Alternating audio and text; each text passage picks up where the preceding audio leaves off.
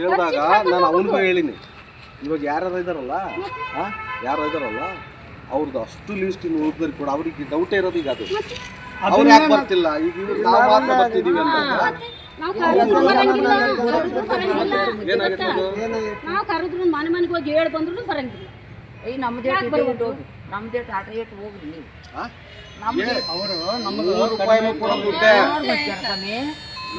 ದುಡ್ಡೆ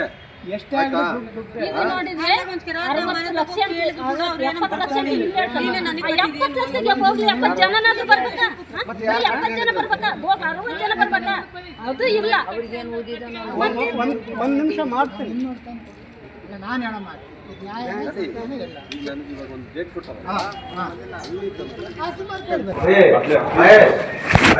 ಈಗ ನಿಮ್ಮವು ಒಂದು ವಿಚಾರ ನಿಮ್ಮವು ಏನಿದ್ದವ ಬೇರೆ ಈಗ ಟ್ರಾನ್ಸಾಕ್ಷನ್ ಕೋರ್ಟ್ಗಿಟ್ಟಿದ್ದ ಅದು ಬಿಟ್ಟಾಕ್ಬಿಟ್ರಿ.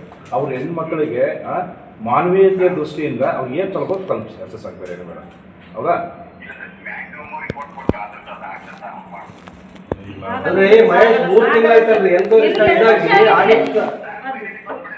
ಮಾತಾಡ್ತಾರೆ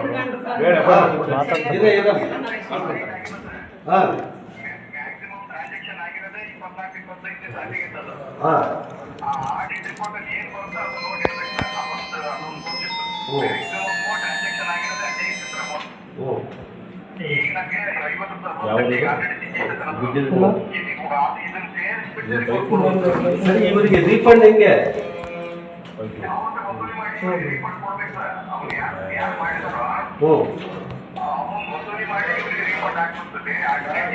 ಮತ್ತೆ ಈಗ ನಾವು ಆಗ ಅವ್ರಿಗೆ ಹೇಳಿದ್ವಿ, ಅವ್ರ ಮೇಲೆ ನಿಮ್ಗೆ ಡೌಟ್ ಬಂದಾಗ ನೀವು ಅವ್ರ ಮೇಲೆ ತಗೊಂಡಿರೋ ಅಂತ ಆಕ್ಷನ್ ಏನು? ಈಗ ಅವರು ಯಾರ್ಯಾರು ಮಾಡಿದಾರೆ ಅಂತ ಹೇಳ್ಬಿಟ್ಟು ಒಂದು ಅಲಿಗೇಷನ್ ಬಂದಿದೆಯಲ್ಲ, ಅವ್ರ ಮೇಲೆ ಇನ್ನೊಂದು ಆಕ್ಷನ್ ಮಾಡಿರೋದಾದ್ರೆ ಏನ್ರಿ? ಅವ್ರು ನಾವೇ ಉರ್ಲಕ್ಕೆ ಸತ್ತೋದ್ರೆ ನಾವೇನು ಮಾಡಬೇಕು?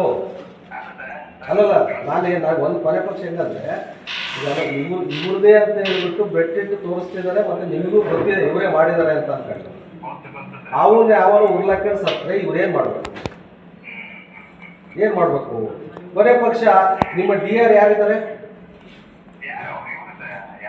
ನಮಸ್ಕಾರ ಸ್ನೇಹಿತರೆ, ಕೊಂಡ್ಲಳ್ಳಿ VSSN ಬ್ಯಾಂಕಿಗೆ ಸಂಬಂಧಪಟ್ಟ ಹಾಗೆ ಹಿಂದೆ ಒಂದು ಸುದ್ದಿಯನ್ನು ಮಾಡಿದ್ವಿ. ಆ ಬ್ಯಾಂಕಲ್ಲಿ ನಡೆಯುವಂತಹ ವ್ಯವಹಾರ ಏನು, ಅಲ್ಲಿ RD ಕಟ್ಸಿರ್ಬೋದು, ಅಥವಾ FD ಮಾಡಿಸಿರ್ಬೋದು, ಅಥವಾ ಪಿಗ್ಮಿ ಕಟ್ಟಿರುವಂತಹ ಹಣವನ್ನು ಅಲ್ಲಿಯ ಕೆಲವರು ನುಂಗಾಕಿದ್ದಾರೆ ಅಂತ, ಅವರು ತಿಂದಾಕಿದ್ದಾರೆ. ಆ ಬ್ಯಾಂಕಿಂದ ಅವರು ಕಳುವು ಮಾಡಿದ್ದಾರೆ. ಯಾಕಂದರೆ ಬ್ಯಾಂಕಲ್ಲಿ ಇರಬೇಕಾಗಿರುವಂಥ ಹಣ, ಏನ ಸೊಸೈಟಿಯಲ್ಲಿ ಇರಬೇಕಾಗಿರುವಂತಹ ಹಣ ಅಲ್ಲಿಲ್ಲ ಅಂತಂದಾಗ ಏನಾಯಿತು? ಕಳ್ತನ ತಾನೆ? ಕಳ್ತನನೇ ಆಗಿರೋದು.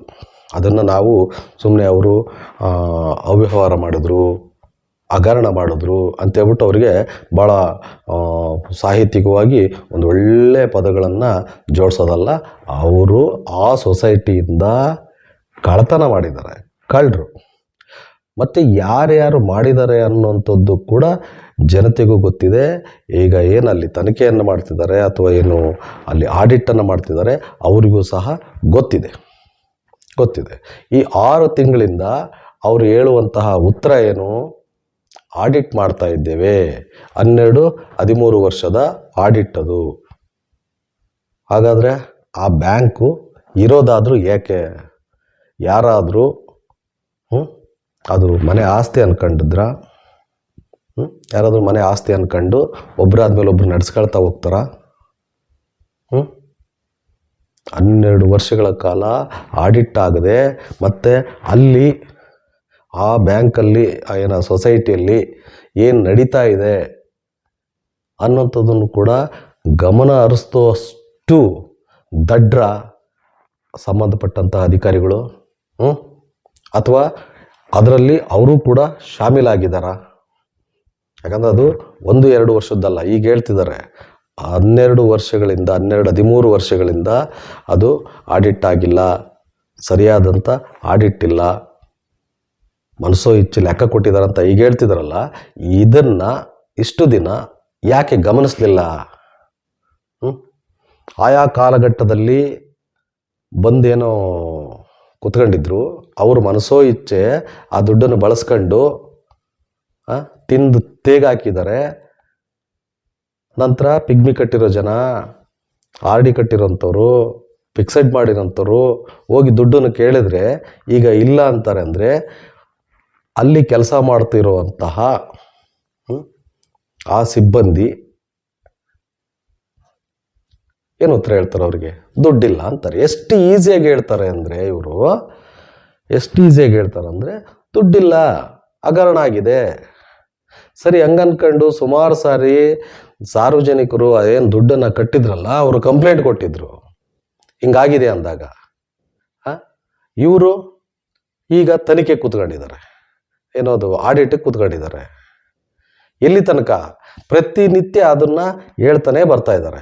ಈಗ ಆ ಪಿಗ್ಮಿ ಕಟ್ಸ್ಕೊಂಡಿರೋರ ಮತ್ತು ಏನು ಆ ಪಿಗ್ಮಿನ ಕಟ್ಟಿದಾರಲ್ಲ ಅವರುಗಳ ಮಧ್ಯೆ ಜಗಳ ಪ್ರಾರಂಭ ಆಗಿದೆ. ಅವ್ರು ಕಿತ್ತಾಡ್ತಿದ್ದಾರೆ, ಗುದ್ದಾಡ್ತಿದ್ದಾರೆ, ಬಡದಾಟಕ್ಕೆ ನಿಂತಿದ್ದಾರೆ. ಬಡದಾಡ್ಕೊಂಡು ಆ ಮಟ್ಟಕ್ಕೆ ಈ ಪ್ರಕರಣ ಹೋಗ್ತಾ ಇದೆ. ಸ್ಟೇಷನಿಗೆ ಬರ್ತಿದ್ದಾರೆ. ಯಾವನೋ ತಿಂದು ತೇಗಿದ್ದನ್ನು ಇನ್ಯಾವ ಅಧಿಕಾರಿಗಳು ಅದಕ್ಕೆ ಸಪೋರ್ಟ್ ಮಾಡಿ ಕುಮ್ಮಕ್ಕೆ ಕೊಟ್ಟವರು ನೋಡ್ಕೊಳ್ತಾ ನಿಂತಿದ್ದಾರೆ. ಇವತ್ತು ಪಿಗ್ಮಿ ಕಟ್ಟಿದ್ದು ಏನು ಕಟ್ಸ್ಕೊಂಡವನು ಕಡ್ದವರು ಇವತ್ತು ಕುಸ್ತಿ ಹಿಡಿತಿದ್ದಾರೆ, ಸ್ಟೇಷನಿಗೆ ಬರ್ತಾ ಇದ್ದಾರೆ. ಆದರೂ ಕೂಡ ಈ ಅಧಿಕಾರಿಗಳಿಗೆ, ಸಂಬಂಧಪಟ್ಟ ಅಧಿಕಾರಿಗಳಿಗೆ ಒಂದಷ್ಟು ಪ್ರಜ್ಞೆ ಬೇಡವಾ? ಆಡಿಟ್ ಮಾಡ್ತಾ ಇದ್ದೀವಿ ಅಂತ. ಮತ್ತು ಮೇಲ್ನೋಟಕ್ಕೆ ಇಂತಿಂಥವ್ರು ತಿಂದಿದ್ದಾರೆ ಅಂತ ಅವರೇ ಹೇಳ್ತಾರೆ. ಸರ್, ಇಂಥವರೇ ಫ್ರಾಡ್ ಮಾಡಿದ್ದಾರೆ, ಇಂಥವ್ರು ತಿಂದಾಕಿದ್ದಾರೆ ಅಂತ ಹೇಳ್ಬಿಟ್ಟು ಆ ಅಧಿಕಾರಿಗಳು ಹೇಳ್ತಾರೆ. ಅಂದಾಗ ಅವ್ರ ಮೇಲೆ ಏನು ಆ್ಯಕ್ಷನ್ ಮಾಡ್ತಿದ್ದಾರೆ ಇವರು? ಕೊನೆಗೆ ಹೇಳ್ತಾ ಇರೋದೇನು? ಆಡಿಟ್ ಮಾಡ್ತೀವಿ, ಆಡಿಟ್ ಬಂದಮೇಲೆ ಅದನ್ನು ವರದಿ ಕೊಡ್ತೀವಿ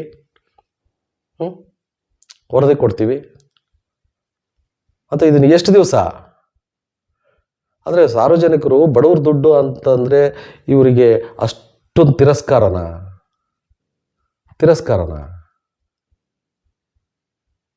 ಇವತ್ತು ಅವ್ರು ಹೋಗಿ ಸ್ಟೇಷನಲ್ಲಿ ಕಂಪ್ಲೇಂಟ್ ಮಾಡ್ಕೊಳ್ತಿದ್ದಾರೆ ಅಂದರೆ, ಕಂಪ್ಲೇಂಟ್ ಆಗ್ತಾ ಇದೆ ಅಂದರೆ ಇದಕ್ಕೆ ಯಾರು ಹೊಣೆ? ಆ ಜನ ಹೇಳ್ತಾರೆ, ನಾವು ಬ್ಯಾಂಕನ್ನು ನೋಡಿ ಕೊಟ್ಟಿಲ್ಲ, ಆ ಸೊಸೈಟಿನ ನೋಡಿ ದುಡ್ಡು ಕಟ್ಟಿಲ್ಲ, ನಾವು ನೋಡಿ ಕೊಟ್ಟಿದ್ದೀವಿ ಅಂತೇಳ್ಬಿಟ್ಟು ಇವತ್ತು ಆ ಪಿಗ್ಮಿ ಕಲೆಕ್ಟರ್ ಮೇಲೆ ಜನ ಮುಗಿಬೀಳ್ತಿದ್ದಾರೆ. ಅವ್ರು ಕೇಳೋದ್ರಲ್ಲೂ ತಪ್ಪಿಲ್ವಲ್ಲ. ಯಾಕಂದರೆ ಈ ಸೊಸೈಟಿಯಲ್ಲಿ ಯಾರು ಇರ್ತಾರೋ ಗೊತ್ತಿಲ್ಲ. ಆದರೆ ಆ ಊರಲ್ಲಿ ಯಾರಾದರೂ ಒಬ್ಬರು ಗೊತ್ತಿರೋರಿದ್ದಾಗ, ಪರಿಚಯಸ್ಥರಿದ್ದಾಗ, ಅವ್ರ ಬಗ್ಗೆ ನಂಬಿಕೆ ಇದ್ದಾಗ ಅಂಥವ್ರು ದುಡ್ಡು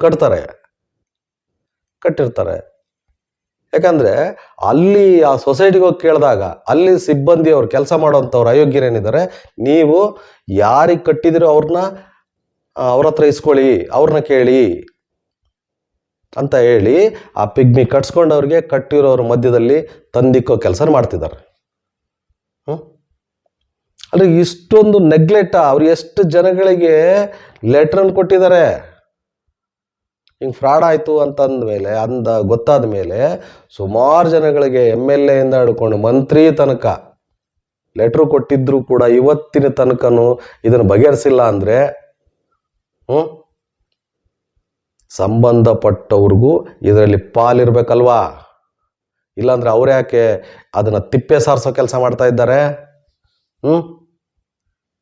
ತಿಪ್ಪೆ ಸಾರಿಸುವಂಥ ಕೆಲಸ ಯಾಕೆ ಮಾಡ್ತಿದ್ದಾರೆ?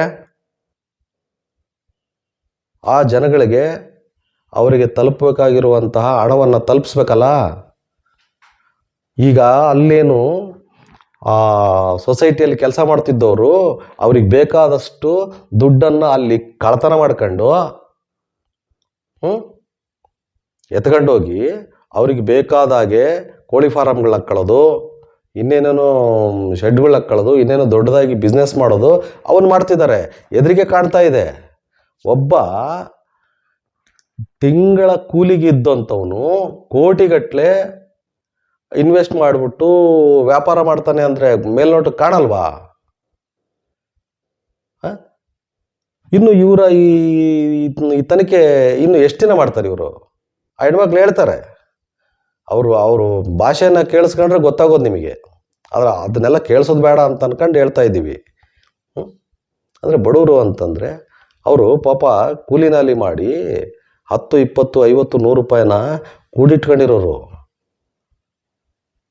ನೀವು ಸುಮ್ಮನೆ ಲೆಕ್ಕ ಹಾಕಿ 5,000 ರೂಪಾಯಿಯನ್ನು ಒಂದು 5 ವರ್ಷ ನಾವು ಆರ್ ಡಿ ಇಟ್ಟರೆ, ಫಿಕ್ಸೆಡ್ ಇಟ್ಟರೆ ಒಂದಷ್ಟು ದುಪ್ಪಟ್ಟು ಬರುತ್ತಪ್ಪ, ನಮಗೇನಕ್ಕಾದ್ರೂ ಬರ್ತದೆ ಅಂತ. ಅಲ್ಲಿ ಬಂದಿರೋರು ಹೇಳ್ತಿದ್ದಾರೆ, ನಾನು ಹಾಸ್ಪಿಟ್ಲಿಗೆ ಹೋಗ್ಬೇಕು ಅಂತ ಕೇಳಿದ್ರೆ ದುಡ್ಡಿಲ್ಲ, ಸಾಲ ಮಾಡ್ಕೊಂಡೆ, ಮಗಳ ಮದುವೆಗಂತ ಕೂಡಿಟ್ಕೊಂಡಿದ್ವಿ, ಮಗನ ಮದುವೆಗಂತ ಕೂಡಿಟ್ಕೊಂಡಿದ್ವಿ, ನಮ್ಮ ಹುಡುಗನ ಓದ್ಸೋದಕ್ಕಂತ ಕೂಡಿಟ್ಕೊಂಡಿದ್ವಿ, ಇವ್ರು ಹಿಂಗೆ ಮಾಡಿಬಿಟ್ರು. ನಾಚಿಕೆ ಆಗ್ಬೇಕಲ್ಲ, ನಾಚಿಕೆ ಆಗ್ಬೇಕಲ್ಲ ನಿಮಗೆ. ತಿಂದಾಕಿದ್ರು ಕಳ್ಳರಿಗೂ ಇದನ್ನು ವಿನಾಕಾರಣ ಡಿಲೇ ಮಾಡ್ತಿರೋಂಥ ನಿಮಗೂ ಏನು ವ್ಯತ್ಯಾಸ ಇಲ್ಲ, ಏನು ವ್ಯತ್ಯಾಸ ಇಲ್ಲ. ಸಬು ಬೇಡ್ತಾ ಇದ್ದೀರಿ, ಸಬು ಬೇಡ್ತಾ ಇದ್ದೀರಿ. ಈ ಕೂಡಲೇ ಇದಕ್ಕೆ ಸಂಬಂಧಪಟ್ಟವರು, ಈಗೇನು ನೀವು ಆಡಿಟ್ ಮಾಡ್ತಾ ಇದ್ದೀವಿ, ಸಂಬಂಧಪಟ್ಟವ್ರ ಮೇಲೆ ಕೇಸ್ ಮಾಡ್ತೀವಿ, ಅವರಿಂದ ಮುಟ್ಗೋಲಾಗ್ತೀವಿ ಅಂತ ಇಷ್ಟು ದಿನ ತಿಪ್ಪೆ ಸಾರಿಸೋ ಕೆಲಸ ಮಾಡಿದಿರಲ್ಲ, ಅದನ್ನು ಅತಿ ಜರೂರು ಮಾಡದೆ ಇದ್ದರೆ ಆ ಹೆಣ್ಮಕ್ಳೆಲ್ಲ ರೆಡಿ ಇದ್ದಾರೆ. ನಿಮ್ಮ ಮನೆಯ ಮುಂದೆ ಬಂದು ನಿಂತು ಯಾರು ಅಧಿಕಾರಿಗಳಿದ್ದೀರಿ, ಈಗ ಅದನ್ನು ಆಡಿಟ್ ಮಾಡ್ತಿದ್ದೀವಿ, ಮುಗಿಸ್ಬಿಡ್ತೀವಿ, ಅವ್ರ ಮೇಲೆ FIR ಹಾಕ್ತೀವಿ, ಅವ್ರನ್ನೇನು ಮುಟ್ಗೋಲಾಗ್ತೀವಿ ಅಂತ ಏನು ತಿಪ್ಪೆ ಸಾರಿಸ್ಕೊಂಡು ಬಂದಿದ್ದೀರಲ್ಲ, ನಿಮ್ಮ ಮನೆಯ ಮುಂದೆ ಬಂದು ಅವ್ರ ಕಷ್ಟವನ್ನು ಹೇಳ್ಕೊಳ್ತಾರೆ. ಯಾಕೆ ದುಡ್ಡು ಕೂಡಿಕ್ಕಿದ್ರು ಅಂತೇಳಿ. ಯಾಕಂದ್ರೆ ನಿಮ್ಮ ಕೆಲಸ ಅಲ್ವಾ ಅದು. ನಿಮ್ಮ ಹೆಂಡ್ರು ಮಕ್ಕಳು ಆರಾಮಾಗಿರ್ತಾರೆ. ಅವ್ನು ಕಳ್ಳ ಯಾರು ಅಂತ ಹೇಳ್ಬಿಟ್ಟು ಆಗಲೇ ಅವರೇ ಐಡೆಂಟಿಫೈ ಮಾಡಿದ್ದಾರೆ. ಅವನ್ನ ಹಿಡಿದು ಬಿಸಾಕಕ್ಕೆ ನೀವು ಆ ಜನಗಳಿಗೆ ತಲುಪಬೇಕಾಗಿರುವಂಥ ಹಣವನ್ನು ತಲುಪ್ಸೋಕೆ ನಿಮಗೇನು ದಾಡಿ? ಈ ಕೂಡಲೇ ಆ ಕೆಲಸ ಮಾಡಬೇಕು. ಈಗೇನು ನಾವು ಆ ಸ್ಟೇಷನಲ್ಲಿ ಮಾತಾಡ್ತಾ ಇದ್ದಾಗ ಮಹೇಶ್ ಅವರು, ಇಲ್ಲಿ ಏನು ತಾಲೂಕು ಇನ್ಚಾರ್ಜ್ ಏನಿದಾರಲ್ಲ ಮಹೇಶ್ ಅವರು ಹೇಳಿದ್ದಾರೆ, ಇನ್ನೂ 1 ವಾರದಲ್ಲಿ ಇದನ್ನು ಮುಗಿಸ್ಬಿಟ್ಟು ನಾವು ಅವ್ರ ಮೇಲೆ ಕೇಸ್ ಮಾಡ್ತೇವೆ. ಆನಂತರ ಅವ್ರ ಆಸ್ತಿ ಇನ್ನೇನು ಬರೋದಿತ್ತು ಅಂದರೆ ಮುಟ್ಗೋಲಕ್ಕೆ ಕಳ್ತೀವಿ, ಅವ್ರಿಗೆ ಬರೋ ದುಡ್ಡನ್ನು ಕೊಡ್ತೀವಿ ಅಂತ ಹೇಳಿದ್ದಾರೆ. ಇದು ಆಗದೆ ಇದ್ದರೆ ಸಂಬಂಧಪಟ್ಟಂತಹ ಅಧಿಕಾರಿಗಳೇ ನೀವಿದ್ದೀರಿ, ನಿಮ್ಮ ಮನೆಯ ಮುಂದೆ. ಯಾಕಂದರೆ ಈ ಇಲಾಖೆ ಹತ್ರ ಬಂದರೆ ನೀವು ಏನು ಕ್ಯಾರೆ ಅನ್ನಲ್ಲ. ಯಾಕೆಂದರೆ ಇರ್ತಾರೆ ಬಿಡು, ಇಲ್ಲ ಅವತ್ತು ನಾನು ಹೋಗಿಲ್ಲ ಅಂದರೆ ಆಗೋಯ್ತಪ್ಪ ಆಫೀಸಿಗೆ, ಎಲ್ಲಿದ್ದೆ ಫೀಲ್ಡಲ್ಲಿ ಶೇಂಗಾ ಕಿತ್ತಿದ್ದೆ, ಇಲ್ಲ ಗೆಣಸು ಕೆರಿತಿದ್ದೆ ಅಂತ ಹೇಳ್ಬಿಡ್ತೀರಿ. ಫೀಲ್ಡಲ್ಲಿದ್ದೆ ಗೆಣಸು ಕೆರಿತಿದ್ದೆ ಅಂತ ಹೇಳ್ತೀರಿ. ಹಾಗಾಗಿ ಮನೆ ಮುಂದೆ, ಯಾಕಂದ್ರೆ ನಿಮ್ಮ ಹೆಂಡತಿ ಮಕ್ಕಳಿಗೆ ಗೊತ್ತಾಗಬೇಕು, ಇನ್ನೊಬ್ಬರ ಹೆಂಡತಿ ಮಕ್ಕಳ ಕಷ್ಟ ನಿಮ್ಮ ಹೆಂಡತಿ ಮಕ್ಕಳಿಗೆ ಗೊತ್ತಾಗಬೇಕು. ಅದು ಈ ಕೂಡಲೇ ನೀವು ತಗೊಂಡಿರೋ ಗಳಿಗೆಯಲ್ಲೇ ಅದನ್ನು ಮುಗಿಸ್ತಾ ಇದ್ದರೆ ಅದು ಕೂಡ ಆಗುತ್ತೆ. ಅವ್ರ ಹೆಣ್ಮಕ್ಳು ರೆಡಿ ಇದ್ದಾರೆ, ಆದರೂ ಕಾಯ್ತಿದ್ದಾರೆ. ಯಾಕಂದ್ರೆ ಅವರೇ ದುಡ್ಡು ಕಟ್ಟಿ ಸ್ಟೇಷನಿಗೆ ಕಂಪ್ಲೇಂಟ್ ಮಾಡಿಸ್ಕೊಳ್ಳೋ ಮಟ್ಟಕ್ಕೆ ತಂದು ನಿಲ್ಲಿಸಿದಿರಿ ಅಂದರೆ ಅದಕ್ಕೆ ನೀವೇ ಕಾರಣ. ನೀವು ಕೂಡ ಅಂಥ ಒಂದು ಮುಜುಗರವನ್ನು ಎದುರಿಸೋಕ್ಕೆ ಸಿದ್ಧವಾಗಿರ್ರಿ. ನಮಸ್ಕಾರ.